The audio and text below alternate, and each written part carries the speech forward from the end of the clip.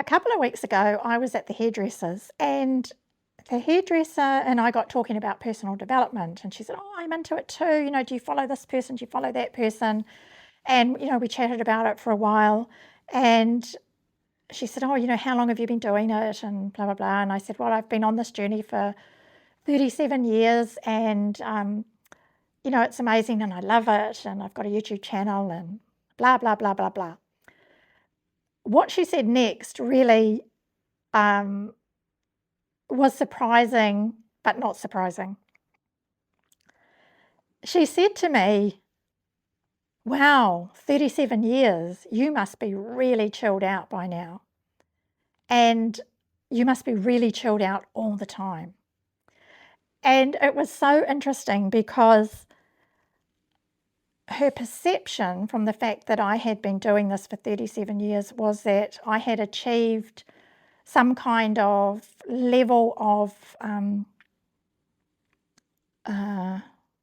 practice or level of perfection or whatever you'd like to call it, that meant that I was chilled out all the time, that I no longer had any issues. And it's funny because that's what I thought when I went to therapy. I thought I was going to come away with everything packaged up nicely and I'd never have to think about it again. But what I said to her was that, there's always challenges in life, and we don't change ourselves when we heal or when we go through therapy or when we do our personal work. We come to love and accept ourselves. And I think that's what it is. It's what I thought was going to happen in the beginning, that I would change myself. I would become, a person who was completely different from the person I was. But what I have become is someone who loves myself unconditionally and accepts myself. But it's still a challenge. Life is a challenge. There will always be a new challenge. And our old stories and our old limiting beliefs will always be there. They don't ever go away. But it's how we learn to deal with them and how we continue to deal with them that makes a difference. So one of my big things was, I'm not good enough. And, for many years, I felt that I wasn't good enough. And I said in a video not so long ago that I felt like, I still felt like that, and that I felt like I didn't really have anything much to offer the world. Well, recently, in doing some work on that, I've come to the place just the last few days where finally, I have acknowledged myself that I have something to offer the world. And in my book, on this channel, I provide experiences and lessons that I've been through that are helpful to other people and help them be able to change their lives. Because the content doesn't change our lives and the book doesn't change our lives. We change our lives. And it's been a journey.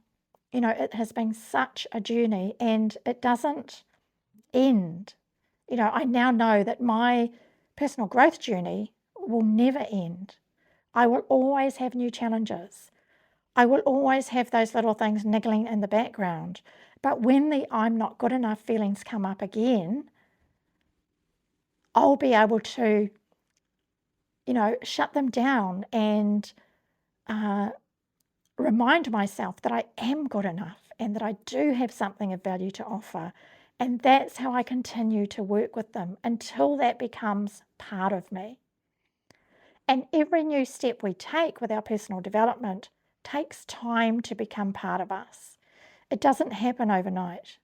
Even when we have aha moments like I had the other day, and almost like an epiphany, it's like, yes, I do have something of value to offer the world. It doesn't integrate into us fully immediately. It takes time. So, no, I'm not 100% chill 100% of the time. Like anybody else, I have my challenges, and I do, however, have a very large toolbox of resources to work with those challenges. And I've learned what I need to do in order to process them quickly, to come out the other side quickly, and to grow from them. So it's a journey, and it will always be a journey. So I would love to hear any stories you've got about your journey. It's always great. And yeah, I'll see you again soon.